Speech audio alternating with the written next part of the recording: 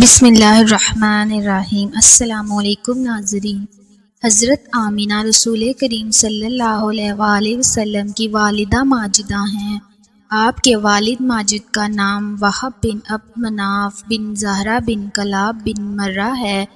عرب کے بہترین قبیلہ سے تعلق رکھتی ہیں۔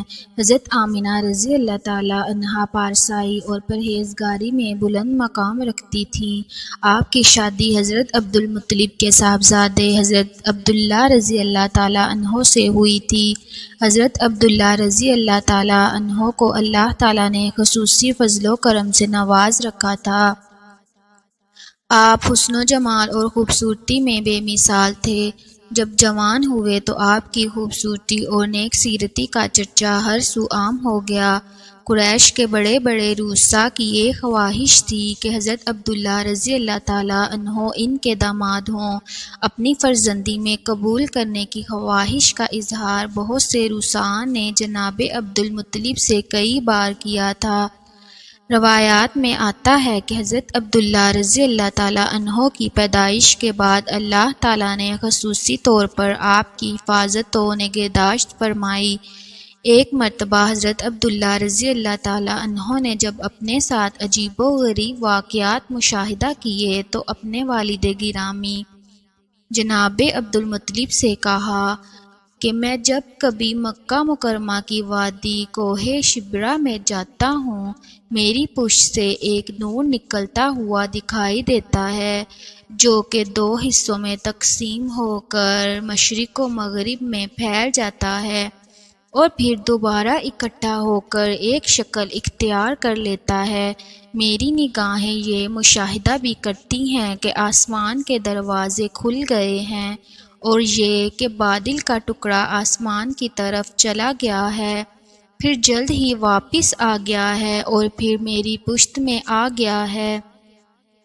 جناب عبد المطلب نے جب اپنے فرزند کی یہ باتیں سنی تو فرمایا، اے بیٹے، مبارک ہو تمہیں کہ تمہاری سلب سے رحم مادر میں ایسا پاکیزہ نطفہ منتقل ہوگا جو اللہ تعالیٰ کی مخلوق میں افضل ترین ہوگا۔ حضرت آمینہ رضی اللہ تعالیٰ عنہا کے والد محترم جناب وہب بن عبد مناف بنی زہرہ میں عزت و نسب دونوں کے لحاظ سے سردار تھے۔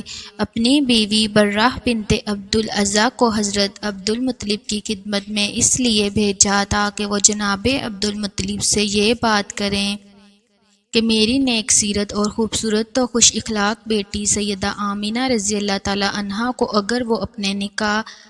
اگر وہ اپنے بیٹے جناب عبداللہ رضی اللہ تعالیٰ عنہ کے ساتھ نکاح میں قبول فرمائیں تو یہ ہمارے لیے بڑی سعادت کی بات ہوگی۔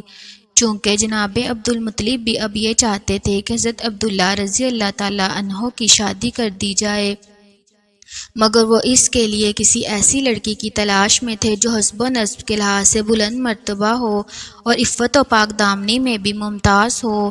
اس لیے جب جناب وہب بن عبد مناف کی طرف سے آپ کو سیدہ آمینہ رضی اللہ تعالیٰ عنہا کا رشتہ جناب عبداللہ رضی اللہ تعالیٰ عنہ کے لیے آیا تو آپ نے محسوس کیا کہ جن صفات عالیہ کی لڑکی وہ تلاش کر رہے تھے وہ صفات یقیناً سیدہ آمینہ رضی اللہ تعالیٰ عنہا میں موجود ہیں اور حضرت عبداللہ رضی اللہ تعالیٰ عنہ کا رشتہ ان کے ساتھ نہایت مناسب رہے گا۔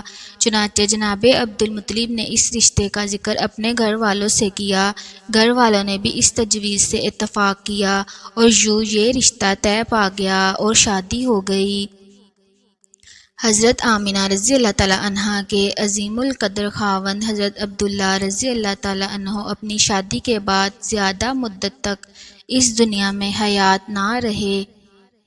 آپ ایک تجارتی قافلے کے ساتھ شام گئے، واپسی میں یثرب کے مقام پر بیمار ہو گئے اور جوانی کے عالم میں وہیں پر وصال فرمایا۔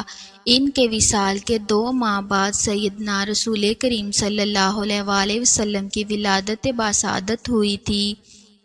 ایک روایت میں آتا ہے کہ سیدہ آمینہ رضی اللہ تعالیٰ عنہا کو جب حمل قرار پا گیا تو اس کے بعد جناب عبد المطلب نے حضرت عبداللہ رضی اللہ تعالیٰ عنہ کو ملک شام کی طرف روانہ کیا۔ تاکہ وہ کچھ کھانے پینے کا سامان خرید لائیں۔ جب اس سفر سے واپسی ہوئی تو قافلہ سے جدا ہو کر اپنے ننیالی رشتہ داروں کے پاس مدینہ طیبہ میں ٹھہر گئے۔ جب قافلہ والے مکہ مکرمہ پہنچے تو جناب عبدالمطلب نے حضرت عبداللہ رضی اللہ تعالیٰ عنہ کے بارے میں ان سے پوچھا تو انہوں نے جواب دیا کہ وہ بیمار ہو گئے تھے اور اس وجہ سے مدینہ منورہ میں رہ گئے ہیں۔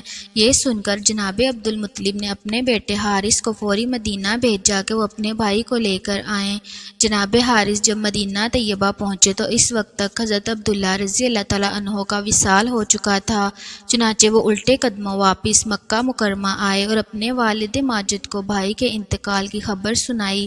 مروی ہے کہ حضرت عبداللہ رضی اللہ تعالیٰ عنہ کو وصال کے بعد دار نابغہ میں دفن کیا گیا، جبکہ ایک قوی روایت کے مطابق مدینہ طیبہ کے نزدیک ابوا کے مقام پر دفن کیا گیا۔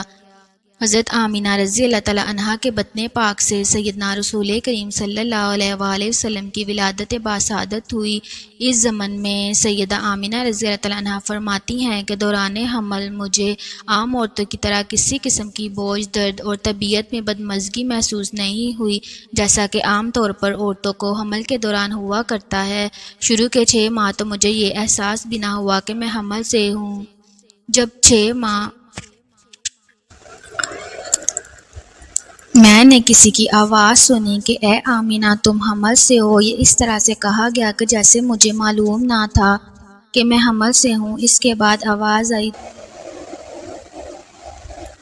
تم اس امت کے پیغمبر کے حمل سے ہو۔ ایک روایت میں آیا ہے کہ ساری مخلوق سے افضل حاملہ ہو۔ فرماتی ہیں کہ میں اس دوران ہر مہینہ میں ایک غیبی آواز سنا کرتی تھی کہ تمہیں مبارک ہو، مبارک ساعت قریب آن پہنچی، نبی آخر الزماں دنیا میں تشریف لانے والے ہیں جو خیر و برکت والے ہیں۔